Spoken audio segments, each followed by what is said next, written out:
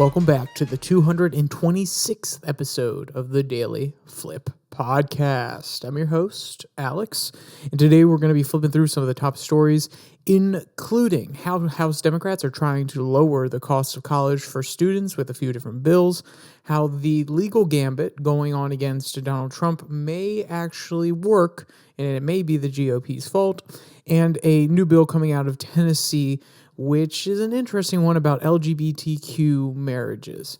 And of course, we will end today with our daily delight, a story meant to leave you feeling positive and ready to take on the day. Now, that's enough rambling from me. Let's jump in to our daily debate. So I've talked a lot about colleges on here, and that's, there's lots of reasons that I go through that. One, recently graduated from college. Two, next generation normally goes through, at least a certain percentage of it goes through college. And we see a lot of people realizing that college is outside their affordability. And they say, hey, okay, we're going to skip on it. There's a shift in the economy as well. Not everybody has to have a college degree anymore because you can train yourself. So it's a very interesting topic. And the reason I always come back to this side of it, the government side of it, is because I normally disagree with the perspective that the government needs to be the one solving these issues directly. Because they're already so ingrained in the college system, I don't see how they've actually helped that much. So when things like this come forward and we see large government packages meant to help in certain situations, there's definitely a little bit of skepticism in my heart. And the reason I gave that entire rant is to really set up the daily debate. Is the fixing of college affordability, does that only fall under the purview of the government, or does that need to be something addressed by colleges? Does it need to be something that's pushed for more by parents in a more free market scenario rather than pushing the government to fix it? Why don't those parents, instead of saying, hey, government, make this more affordable, why don't they go to the colleges and say, hey, we're not going to send our kids to you unless it's more affordable, unless you bring it back down closer to where it was when I went to your institution? Because alumni have a lot of pull, especially some alumni that make a good amount of money. So what is the proper mechanism to fix some of these things? I'd love to hear everybody's opinion. Throw it down there in the comment section. If you agree with my baseline that government should not get more involved than it already is, then throw it down there and say something. If you disagree with any other points, throw it down there. I want to hear everybody's comments. So our first article comes from the Gyro, and the headline reads, House Democrats push bills to make college affordable for students. And as we discussed in the very beginning part of this, the idea that it has to always be the government is always going to be the one to fix it. As we've discussed previously, there are many reasons that college has gotten more expensive. One of them is the fact that the colleges can increase their costs because a lot of different state governments, a lot of different federal governments have increased the amount of subsidization of going to college. So if in 1980 it cost $20,000 to go to a state institution, which I would still be pretty darn expensive, honestly, at that time. But let's say it's $20,000. And then the government says, okay, hey, we're going to cover 1/4 of students' costs to go to this institution. When we say cost, we're going to talk about direct academic costs. So we're going to give them grants for books and things like this. We're going to give them grants for the college classes that they take. We're not going to worry about housing and all that for them. They can cover that themselves because maybe they want to live at home, which is one way to cut down on certain costs. Okay, so now the college is saying, oh, okay, so $5,000 is coming in from government subsidization, which means that that's actually $5,000 more dollars that people have to spend.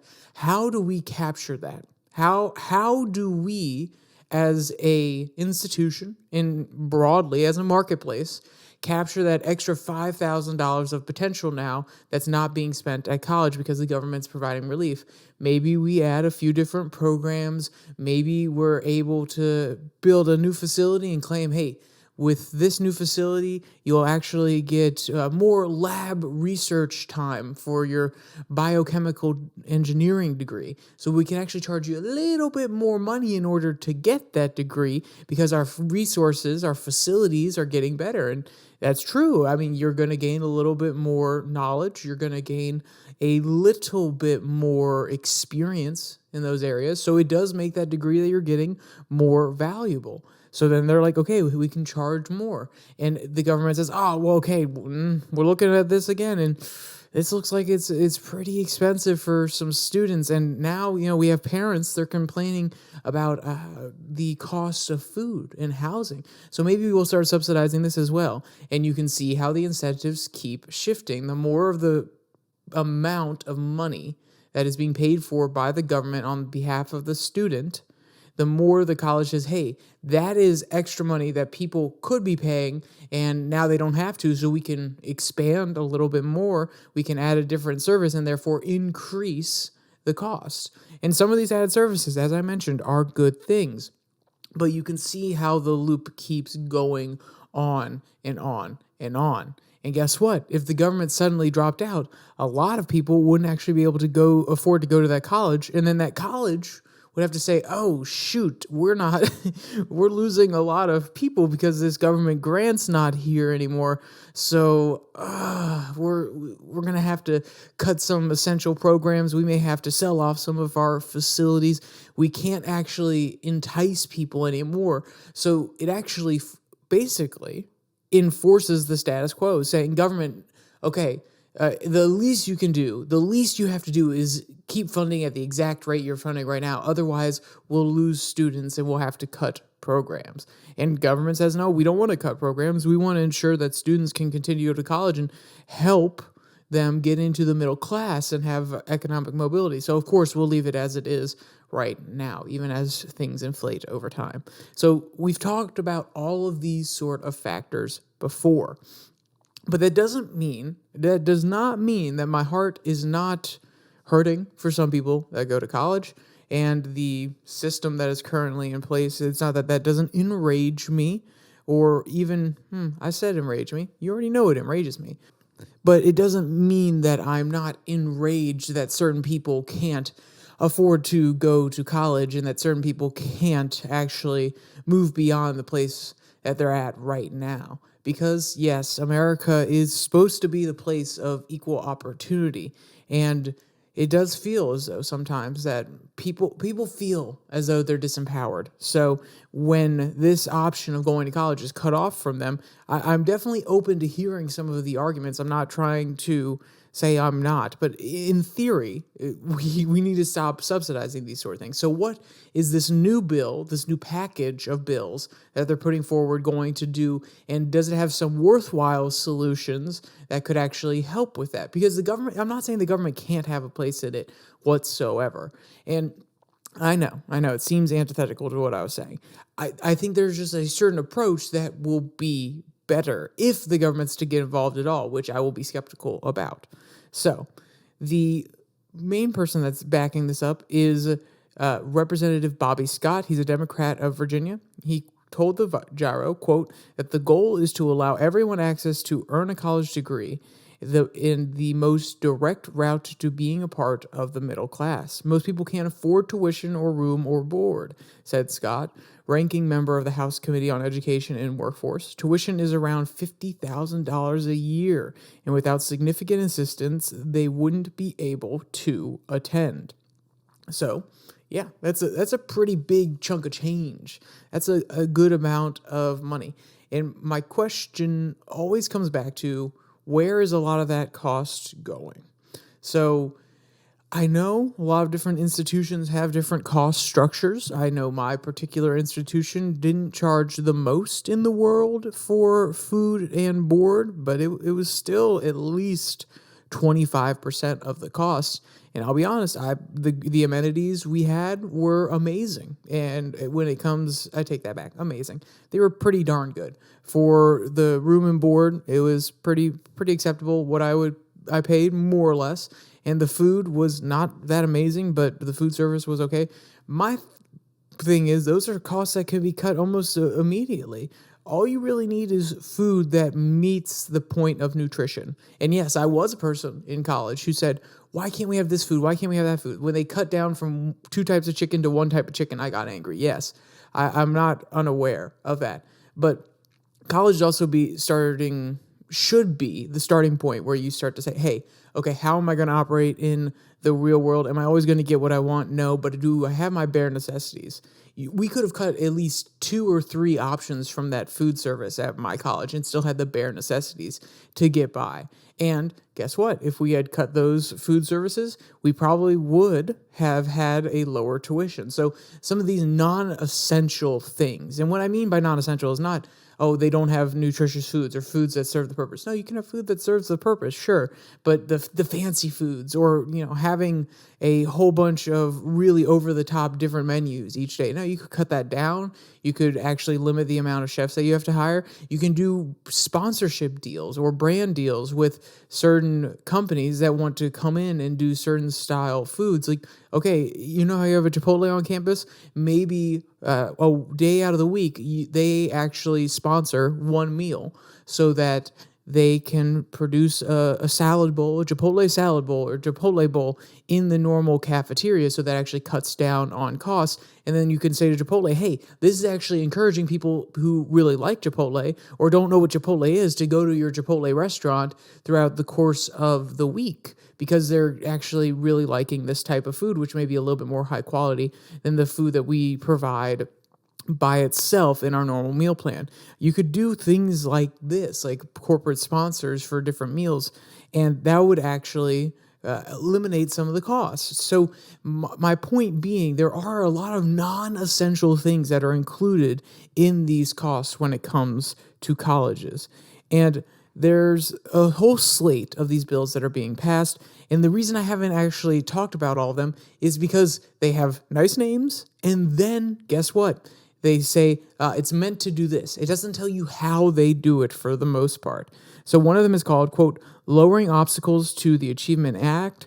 And what it's supposed to do, very basically, and there's lots of different rules and ways that go into the actual getting to the point where the end goal is met. What I mean by that is the bill will describe how all of these changes are meant to be brought into place.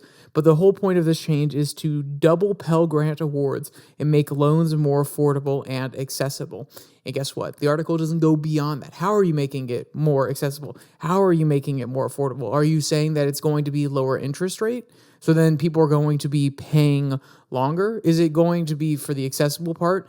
Is it going to be that people who have parents with higher incomes can actually apply for more of these grants? Is it going to make it so that it's more accessible to certain segments of the population that haven't been able to get these grants before because they have a family member that makes a good chunk of change, but even that family member's not willing to apply? And what I mean by that is a lot of Pell Grants are necessity-based. So if your parents make over a certain amount, you can't always get them. Are they going to make it more accessible that way? Or when they say more accessible, are they just going to have more outreach programs so that more people know about it? All of those are extra costs that come along with the Pell Grant program.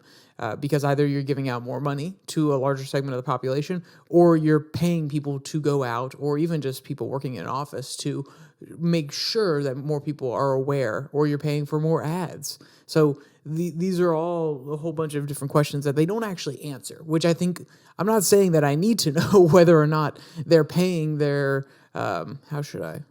acquisition agent, the people that would go out and make sure that people are aware of this program. I don't need to know if you're paying them an extra $5,000 or you're hiring more of them in theory. I don't need to know that 100%, but I would like to know. I don't have to know because, I understand what you're trying to do. You're trying to make it more accessible, but there is a way to make things more accessible, cheaper than the alternatives that may be put out there. And guess what? Our tax dollars go to this. So maybe we should know. And it's not that they don't detail this in the bill. It's just the gyro is kind of glazing over it because they want to make it sound like, oh, yes, they're trying to make college more affordable. This is the baseline thing you need to know about it, rather than going into a little bit more detail. Because of the gyro, it is a left-wing institution, and it wants college to be more affordable. Like a lot of people, that doesn't even have to be a left-wing thing.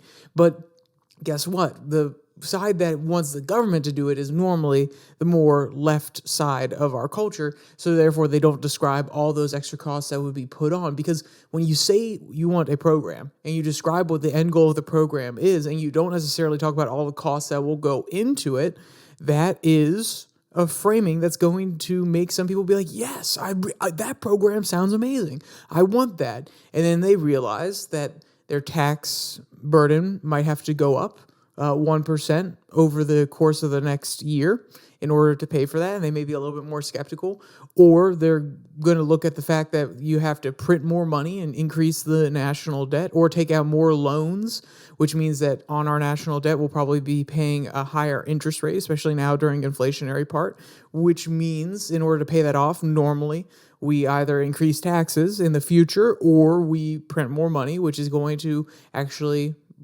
decrease your purchasing power. So all of these real life terms are important, and if people realize what it will cost them, rather than just saying, hey, we'll worry about it in the future, but actually start breaking it down, maybe they wouldn't be as willing to support it.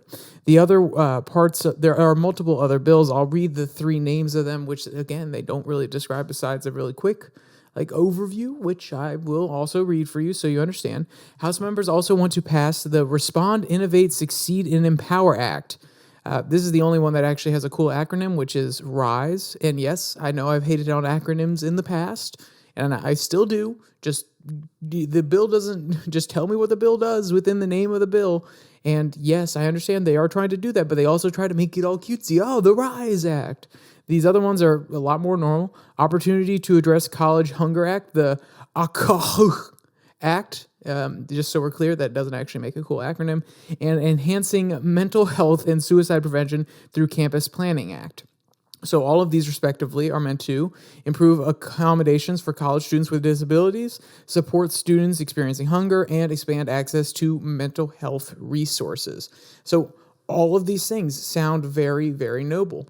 But my question would be, at what point do we have to actually take on some more of these responsibilities for food and mental health as taxpayers for these colleges? One of the proposals is they actually leave the kitchen open during summer and winter. That is so inefficient. What is the actual percentage of people that stay on campus for winter and summer? And most of them are athletes, so they actually may already have their own meal plan open. But for these other people, how inefficient is that to have staff there? For even just one or two staff who you're paying a pretty decent wage, depending on what state you're in, depending on which college you go to, just to keep some of these operations running. And then the increased mental health. Why is that a service that the college needs to take on? Why there are multiple reasons I think that the college shouldn't be taking this on. I think it should be private practitioners anyway. Mainly because they have to operate in a more competitive marketplace, and they don't actually have to try to participate or act a certain way in order to keep that student at the university. Because the university, the psychologists there actually have an adverse incentive to keep the students there. And I'm not saying that they're plotting behind the scenes like, oh, yes, we will keep the students here even though we think it would be better if they actually drop out of college. But if you have a private practitioner who's saying, actually, no, this college thing isn't going to work out for you, it's causing you more stress than it's worth, maybe you should drop out of college. The college psychologists aren't going to say that. But also your health data, your mental health information, even though it is under client privilege at the health clinics at the school, that information can still be used by the school in certain instances. And I don't necessarily think that's a good way. I think it should be private practitioners. I don't know why the school has to take that on. Maybe they do partnerships. Whoa, look at this. Again, I say partnerships. Maybe they do partnerships with local psychologists or psychoanalytic firms and things like that. So it's interesting. There's a few different parts in here where like I said, I am empathetic to the argument, but I don't necessarily think this is the best solution, especially when this article specifically doesn't give a lot of information. Now, if I have time, which I could very well make time, I may go read some of the text of these actual bills and come back to this one. I'm not going to promise anything. I did my own outside stuff before in a few previous articles to get a little bit of extra context and information that the articles haven't provided, and I feel like that's another way to actually provide more value to you, the listener. But like I said, if I have time, we'll see how that is. And maybe I read some of the provisions. I'm like, you know what? I was a little too harsh here. And maybe I'll read some of the provisions and be like, wow, they didn't mention this. I wonder why. So we will see. So our second article comes from Daily Caller. The headline reads, Dems' legal gambit for 2024 might work out, and it will be the GOP's fault. And when I read this one, I was like, ooh, okay, Daily Caller, I know which way you lean. Interesting. And the reason they're saying this, it really is summed up in one beautiful quote within the first two paragraphs. Quote, a recent Bloomberg News and Morning Consult poll revealed that more than half of voters in 7 swing states, 53%, would not vote for Trump if he were convicted of a crime. Currently, however, the polls show Trump ahead in each of the states polled, Arizona, Georgia, Michigan, Nevada, North Carolina, Pennsylvania, and Wisconsin, by a margin of 3 to 10 points. So what they're saying here is if he's convicted, even though he's ahead in the polls right now, if he is convicted, 53% of people within those states say that they will not vote for him no matter what. So guess what? That's almost immediately a losing proposition. I mean, not that I think Biden's going to get all 53 of those people. There could be some RFKs, there could be some Green parties, there could be some I'm not going to vote in this election. But if you go off of this being a true sample size of the voting population and the fact that those Green Party independent other candidates are not going to take more than 2%, well, that's 47% that would still vote for him if he's convicted, minus or plus the 2% that were going to vote like third party. That's still 51% of the population that would vote for Joe Biden. I'm assuming a lot of things there, let's be clear. So, but the point being that is not good for him, even though he's leading right now. And even though the GOP can say, oh, we don't have to worry about it. Look, Donald Trump's leading in these states. They are also making an assumption that he will make it through all of these trials without a conviction. So the article is going to go on to explain how they actually need to start hedging their bets a little bit. They need to start actually saying, no, these are not just what they've been saying, which these are completely false allegations, but they need to be out there on the offense about it. Like, don't let this dissuade you. They need to actively attack all of these different, and when I say attack, I don't mean go after everybody that's prosecuting him, but at least attack the claims made that these are all legitimate trials and these are all legitimate attempts to convict him rather than attempts to get him off the ballot, or at least to make people less willing to vote for him so they can change the sentiment and make sure that 53% actually goes down even if he is convicted, which I'm going to be honest, I didn't think I would be saying this within my lifetime. The political strategy needs to be to convince people that being convicted should not be a problem when voting for president. I'm going to be honest, it makes me giggle because this is the state we're in this country. I'm giggling because I shouldn't be giggling. I am laughing because it is so freaking absurd that we are at this point. I never imagined this within my lifetime. And maybe I should have seen it coming in 2016 in the reaction after he won the election. Maybe I should have seen it coming after 2020 with the January 6th situation and then the response to that. I mean, like I said, maybe there were clues, but I did not imagine this. I did not imagine American politics to become even more of a melodrama than it already was. So let's go on to some of the Daily Caller's other points, which kind of highlight what's going on. Quote, if the Democrats' legal gambit works as planned, the Bloomberg poll suggests that Trump will not be able to hold on to his narrow margin. This was always the plan. Trump faces 91 felony charges across 4 different cases, which Democrats hoped would propel him to victory in the primaries, but make him into a poison for moderates and independents in the general election. While the first part of the plan works so far, the second part seems to be backfiring. Trump remains firmly ahead with independents, with some polls suggesting even a 2-digit margin at the shock of the initial indictments, as the shock of the initial indictments appear to be worn off without delivering on what Democrats expected.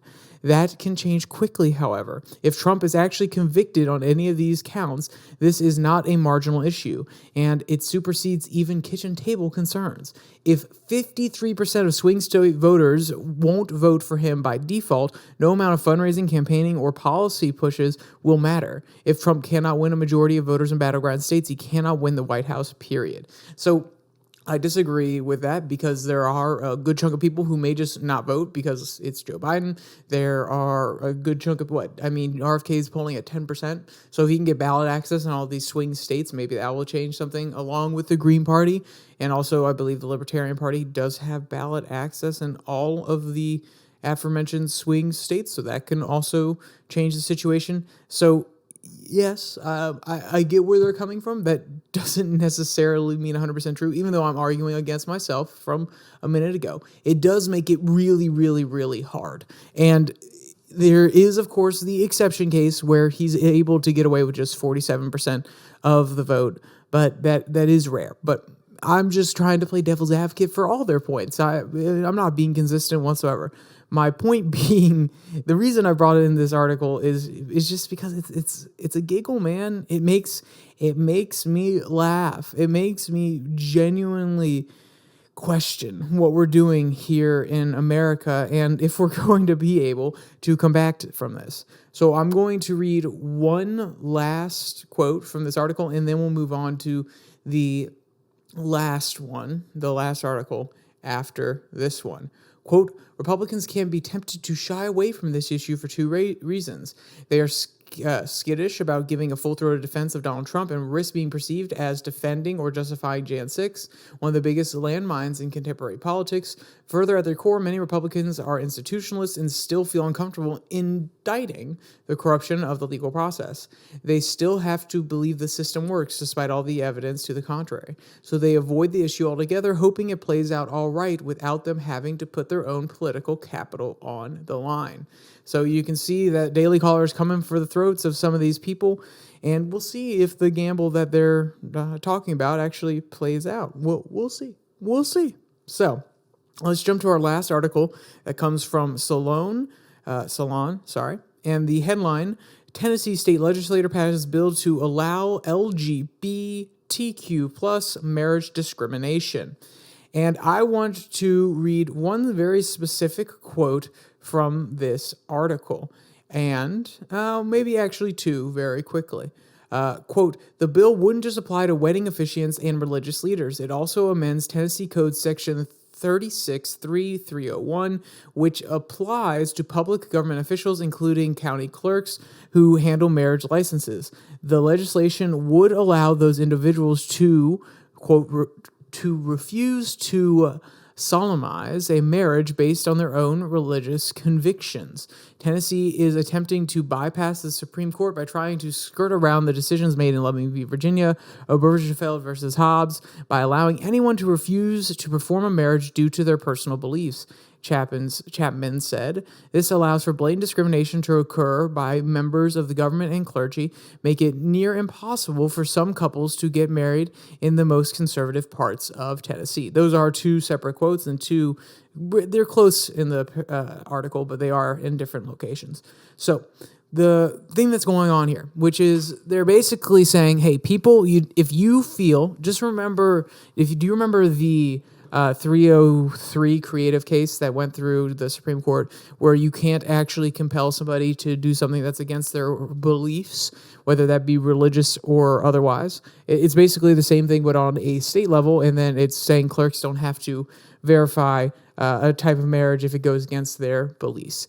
Now, on a government level, and let's be clear, the argument that I've heard from some people on the right and the left is that why is the government getting involved? Like, why does the government have to give out marriage license? They shouldn't be involved in this process whatsoever. And I agree with that. Now, the reality of the situation is they are involved, and they already give out marriage licenses. So if this bill is saying that the government has the ability to discriminate on whether or not they can give out marriage licenses to LGBTQIA people, then I disagree with that. There should be somebody who is willing to give it to them in that office. And you may be saying, well, hold on, why didn't you just say that the office has to give it to them. Because I also do not believe the government, even if you work for them, can compel you to do something that goes against your religious beliefs or your expression of free speech, which may be a form of protest against this sort of act.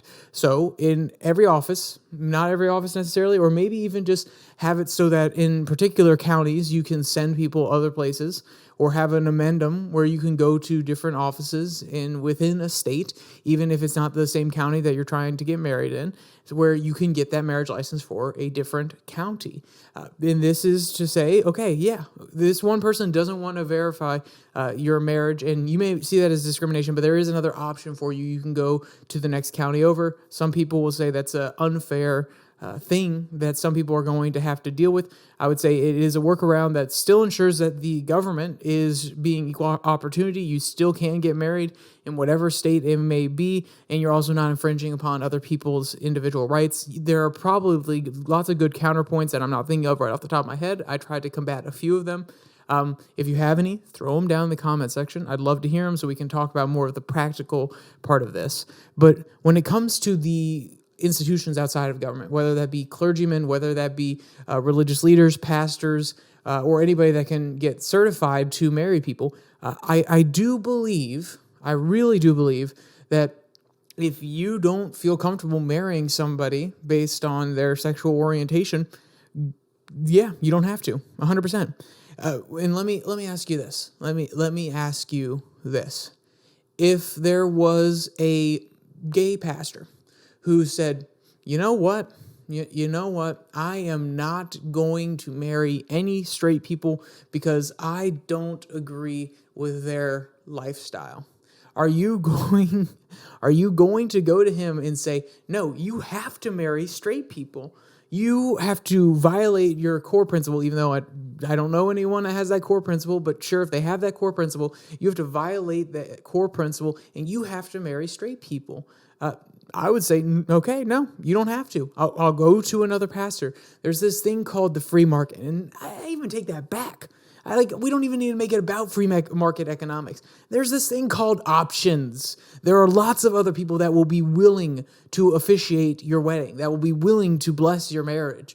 There are plenty of other options out there. And guess what? You don't have a right to anybody else's labor, their time, their effort, their speech. You don't have a right to any of that. And guess what? For the people that do discriminate against LGBTQI people, the people who say, no, we're not going to marry you, they get paid for doing wedding services. Not always. Sometimes they do it out of the goodness of their heart, but sometimes they do get paid for wedding services. And guess what? There's going to be a person that's in the next county, that may be in another city, that could be literally across the street. It doesn't matter. There are going to be people who are willing to do that service and get paid for it. And guess what? You can go to them. There is opportunity. There are lots of different options. And when I say that, yes, I understand it's not as simple as to say, there's different options. Deal with it. There may be different options that are inconvenient, but guess what? You don't have the right to anybody else's labor, time, effort, so on and so forth, which would all fall underneath time, technically, but that's besides the point. So if it is a little bit inconvenient for you, yes, I agree. But imagine that you work somewhere and they demand that you do something you are completely uncomfortable with. Is that okay? Is that okay for them to do that to you? Ask yourself if you'd be okay with that. And maybe you're a person that would be okay with that, which is great. But I'll tell you now, there are a lot of people who, if somebody came in to their work, and my job at my previous locale was to be a greeter, to give people boats, to get them to sign the liability agreement, be friendly, try to get them food, try to solve any issues that may come up, be hospitable. But if somebody came up to me and said, hey, actually, I need you to change my baby's diaper. I gotta run to the car. Can you change my baby's diaper? I'll be honest, I probably would have ended up doing it. I would have ended up doing it because I don't find it a big deal. But some people would not be comfortable with that whatsoever. A younger me definitely would not have been comfortable with that. And then if somebody says to me, well, hey, I paid to come in here, You have to do this. This is under the purview of your job. I am forcing you to do this amendum that's kind of close because you're in customer service, but it's never quite easily detailed in your job description, and you feel uncomfortable doing it, and you feel forced into doing it anyway. Is that okay? And I know that seems like a weird analogy, but my point is blessing a marriage that is LGBTQIA versus blessing a marriage that is straight. They fall under the same category. It is blessing a marriage, just like the helping the customer with their baby's diaper is also customer service, but it's kind of a separate branch. Just like the renewal of vows, that's a separate branch, and it's a separate category that you may not have addressed before. You may not be comfortable doing. So yes, I understand. Weird analogy, but my point being, you don't have the right to anybody else's time, effort, money. I'm going to say it over and over again because it's true. And if it adds a little bit of inconvenience to protect somebody else's rights, remember, when the situation is inversed and you don't want your rights violated and it inconveniences somebody else, just remember that. Remember that when one rule is applied to one person and then you're all for it, but then it gets inverse and you're against it because it affects you, that I'm not saying that's just hypocrisy, because hypocrisy, sometimes it can be out of the betterment. Like, hey, I want things to get better, and I don't realize how things affect me. So hypocrisy isn't always out of a bad place. But remember, rules for thee become rules for me, and eventually you may not like where that leads. So let's jump to our final article. That is our daily delight. And this one comes from Parade Pets. Lonely condor squeezes under the door to get mom, and his dedication is amazing. And I'll tell you now, this condor, beautiful feather pattern. I'll be honest, beautiful colors.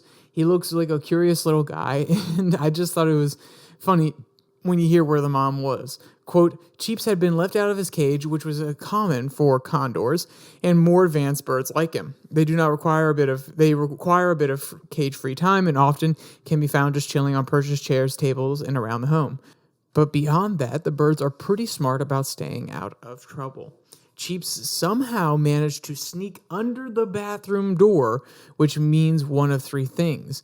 He was left to his own devices, he snuck out when nobody was watching him, and he escaped from his cage and snuck underneath the door to find his mother bathing. And if you want to see any of the cute photos or videos of Mr. Cheepers, or you want to read any of today's articles, there's a link in the description below, that like and subscribe button, where you can find all of them. Also down there, you can find the podcast on Spotify, Pocket Cast, Google Podcasts, as well as Podvine, and the link to the Twitter, which is @YourDailyFlip, where I post a Twitter tirade every Tuesday and Thursday.